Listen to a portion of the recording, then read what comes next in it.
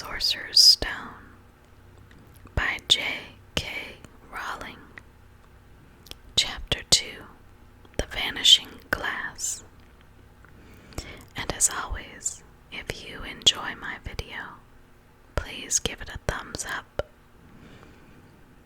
And don't forget to hit that subscribe button down below so you don't miss the next chapter or my next book. And if you have a suggested book for me to read, please leave it in the comments and I'll do my best to get it on the list of books to read. And with that, let's go ahead and get started. Harry Potter and the Sorcerer's Stone, Chapter 2, The Vanishing Glass.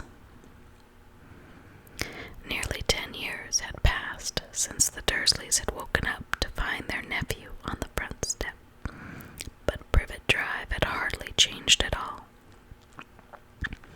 The sun rose on the same tidy front gardens and lit up the brass number 4 on the Dursleys' front door. It crept into their living room, which was almost exactly the same as it had been on the night when Mr. Dursley had seen that fateful news report about the owls. Only the photographs on the mantelpiece really showed how much time had passed.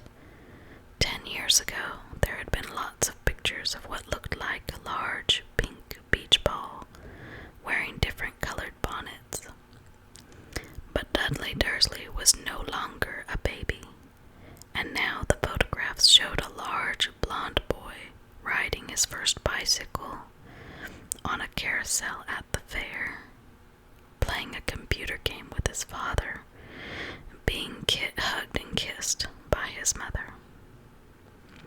The room held no sign at all that another boy lived in the house too. Yet Harry Potter was still there, asleep at the moment, but not for long.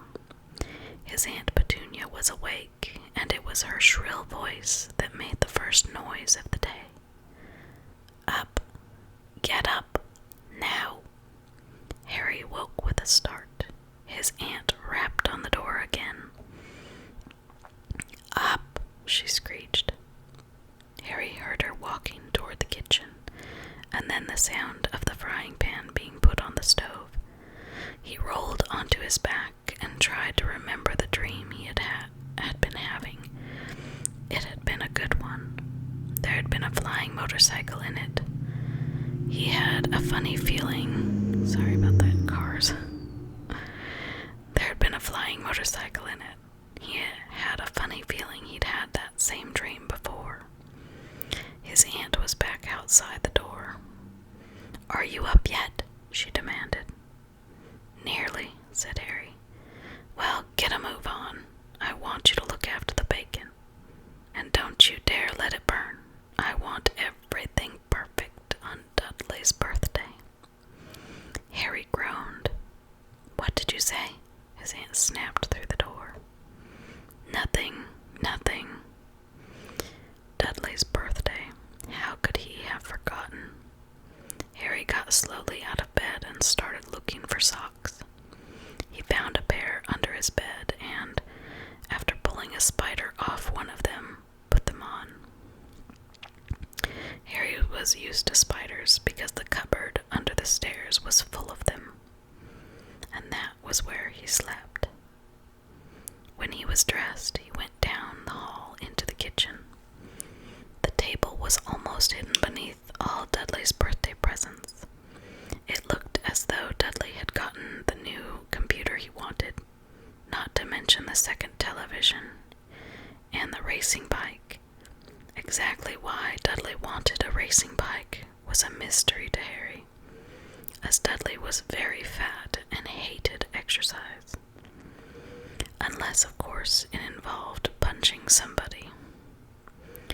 Dudley's favorite punching bag was Harry, but he couldn't often catch him. Harry didn't look it, but he was very fast.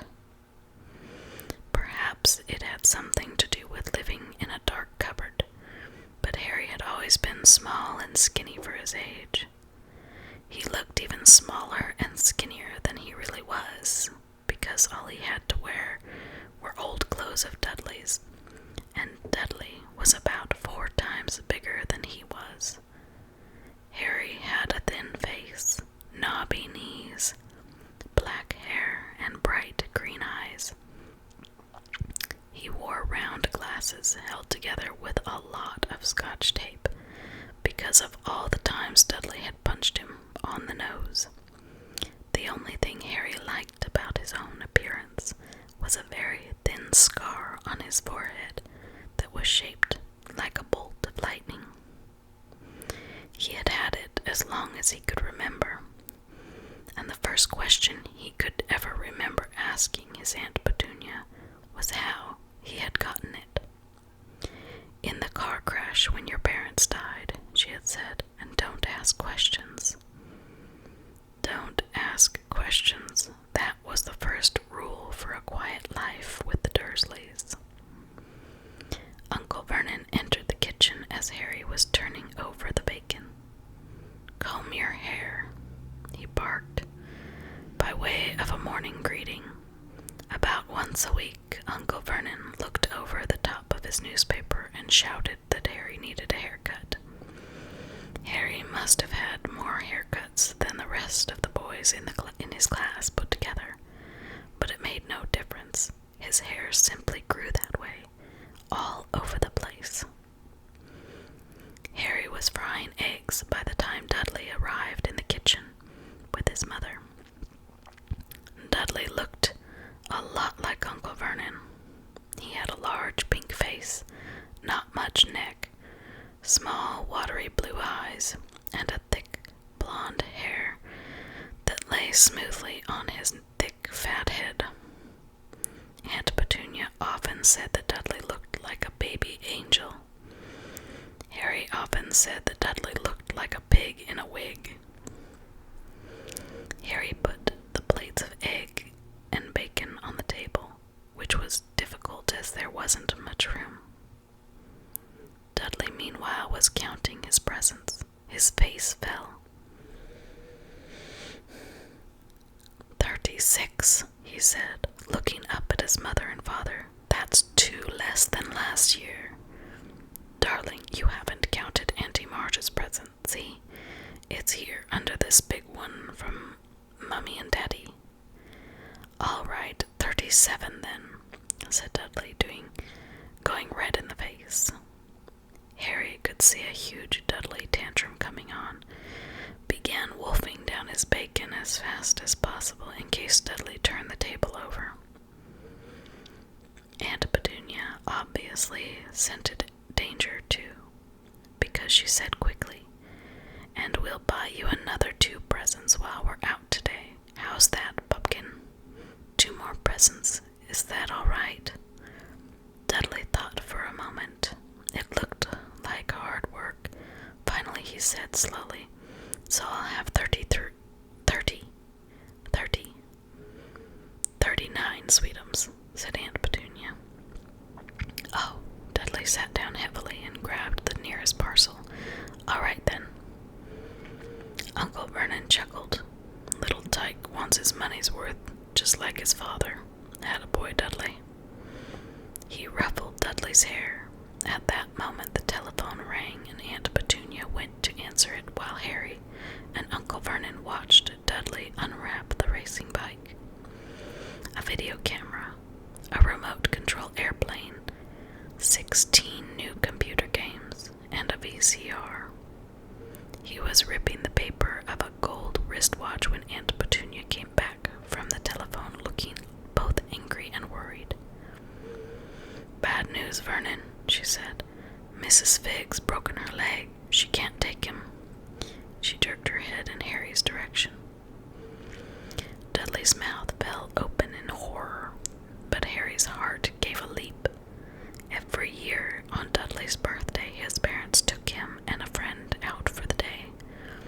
The adventure parks, hamburger restaurants, or the movies. Every year, Harry was left behind with Mrs. Figg, a mad old lady who lived 2 streets away.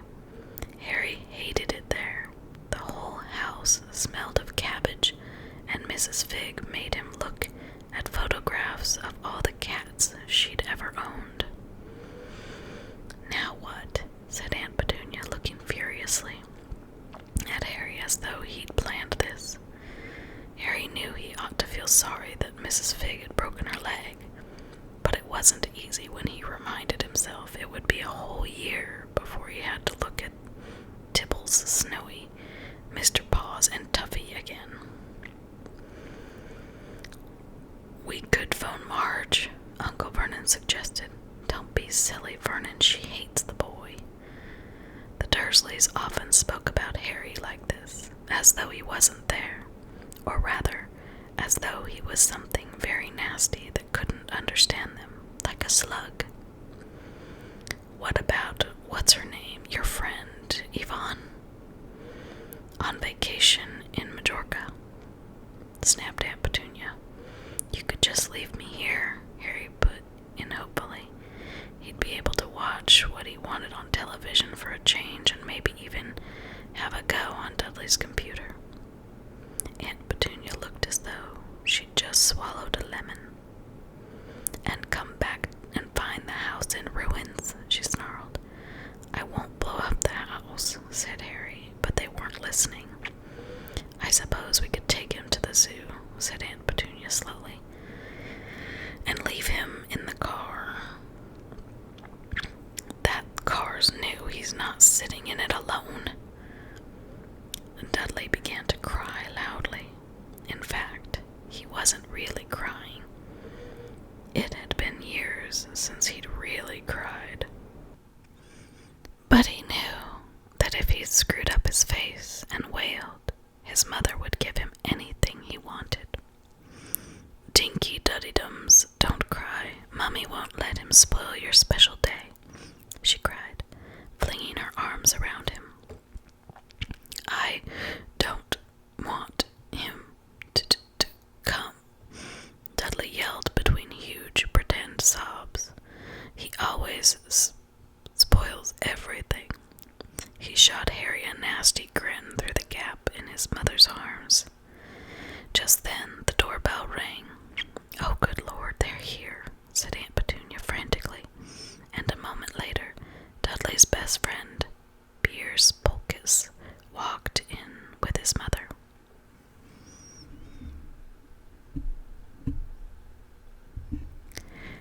Pierce was a scrawny boy with a face like a rat.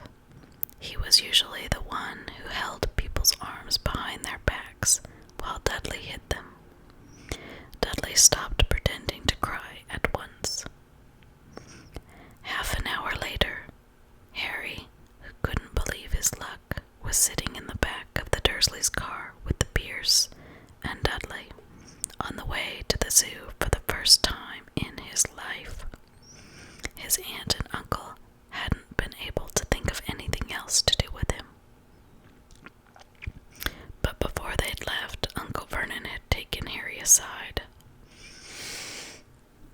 "I'm warning you," he said, putting his large purple face right up close to Harry's. "I'm warning you now, boy. Any funny business, anything at all, and you'll be in that cupboard from now until Christmas." "I'm not going to do anything," said Harry honestly. But Uncle Vernon didn't believe him. No one ever did. The problem was, strange things often happened around Harry, and it was just no good telling the Dursleys he didn't make them happen. Once Aunt Petunia tired of Harry coming back from the barber's looking as though he hadn't been at all, had taken a pair of kitchen scissors and cut his hair so short he was almost bald, except for his bangs, which she left to hide that horrible scar. Dudley had laughed himself silly at Harry, who spent the sleepless night imagining school the next day, where he was already laughed at for his baggy clothes and taped glasses. Next morning, however, he had gotten up to find his hair exactly as it had been before Aunt Petunia had sheared it off. He had been given a week in his cupboard for this.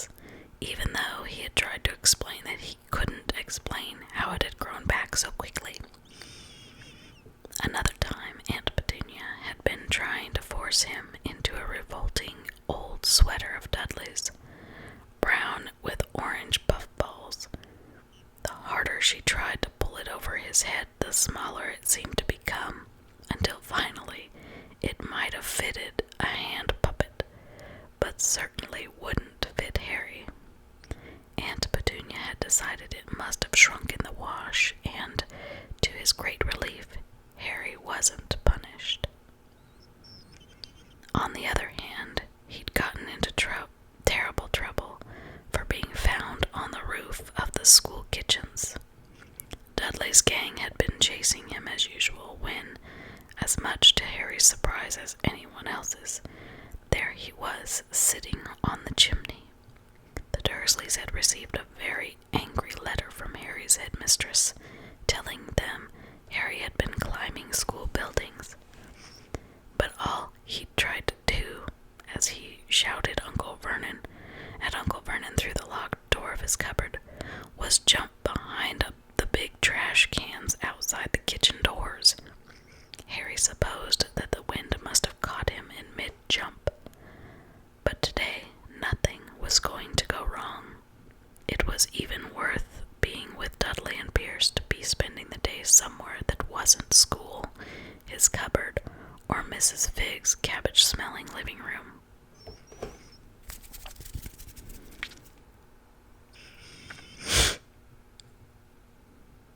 While he drove, Uncle Vernon complained to Aunt Petunia.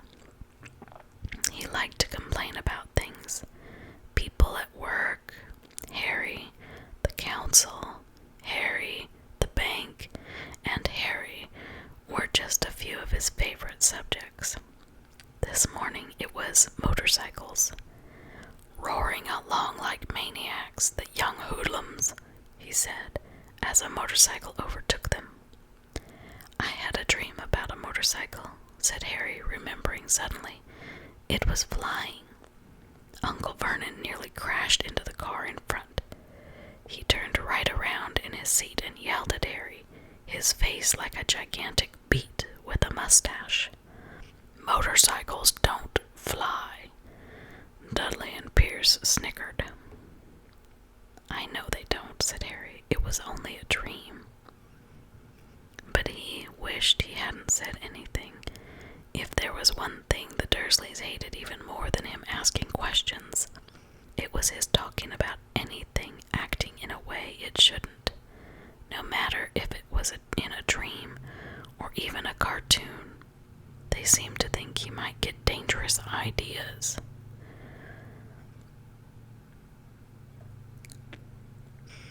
It was a very sunny Saturday, and the zoo was crowded with families. The Dursleys bought Dudley and Pierce large chocolate ice creams at the entrance, and then, because the smiling lady in the van had asked Harry what he wanted, before they could hurry him away, they bought him a cheap lemon ice pop. It wasn't bad either, Harry thought, licking it as they watched a gorilla scratching its head who looked remarkably like Dudley, except that it wasn't blonde. Harry had the best morning he'd had in a long time. He was careful to walk a little way apart from the Dursleys, so that Dudley and Pierce, who were starting to get bored with the animals by lunchtime, wouldn't fall back on their favorite hobby of hitting him. They ate in the zoo restaurant, and when Dudley had a tantrum because his Knickerbocker glory didn't have enough ice cream on top, Uncle Vernon bought him another one, and Harry was allowed to finish the first. Harry felt afterward that he should have known it was all too good to last. After lunch, they went to the reptile house. It was cool and dark in there, with lit windows all along the walls. Behind the glass, all sorts of lizards and snakes were crawling and slithering over bits of wood and stone. Dudley and Pierce wanted to see huge, poisonous cobras and thick, man-crushing pythons. Dudley quickly found the largest snake in the place. It could have wrapped its body twice around Uncle Vernon's car and crushed it into a trash can. But at the moment, it didn't look in the mood. In fact, it was fast asleep.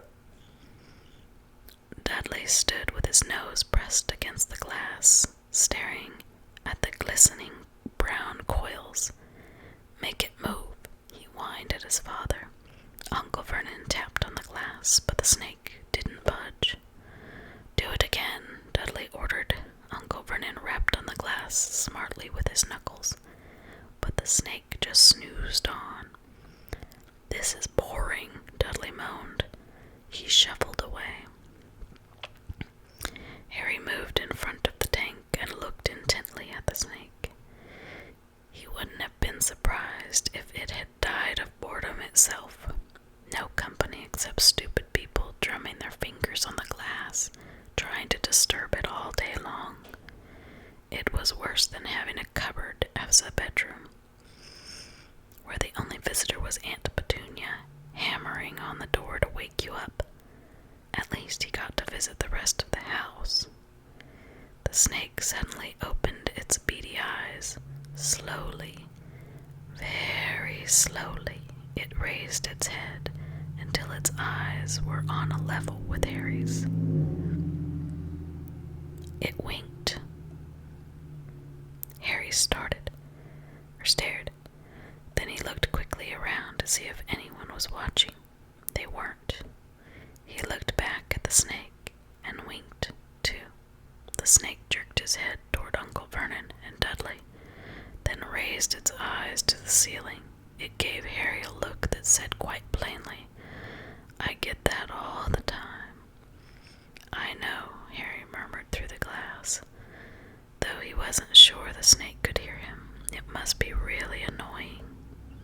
The snake nodded vigorously. "Where do you come from, anyway?" Harry asked. The snake jabbed its tail at the little sign next to the glass. Harry peered at it.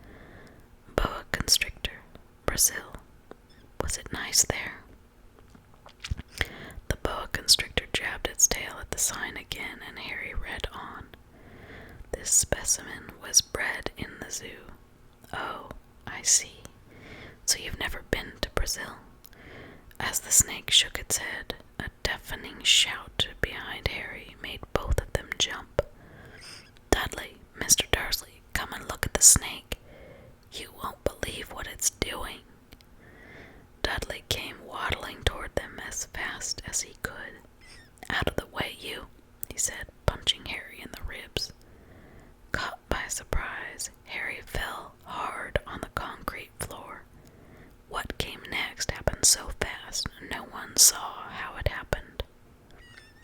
1 second, Pierce and Dudley were leaning right up close to the glass. The next, they had leapt back with howls of horror. Harry sat up and gasped. The glass front of the boa constrictor's tank had vanished. The great snake was uncoiling itself rapidly, slithering out onto the floor. People throughout the reptile house screamed and started running for the exits. As the snake slid swiftly past him, Harry could have sworn a low, hissing voice said, "Brazil, here I come. Thanks, amigo." The keeper of the reptile house was in shock. "But the glass," he kept saying. Where did the glass go?" The zoo director himself made Aunt Petunia a cup of strong, sweet tea, while he apologized over and over again. Pierce and Dudley could only gibber. As far as Harry had seen, the snake hadn't done anything except snap playfully at their heels as it passed. But by the time they were all back in Uncle Vernon's car, Dudley was telling them how it had nearly bitten his leg off, while Pierce was swearing it had tried to squeeze him to death. But worst of all, for Harry at least, was Pierce, calming down enough to say, "Harry was talking to it, weren't you, Harry?" Uncle Vernon waited until Pierce was safely out of the house before starting on Harry. He was so angry. He could hardly speak. He managed to say, "Go. Cupboard. Stay. No meals," before he collapsed into a chair. Aunt Petunia had to run and get him a large brandy.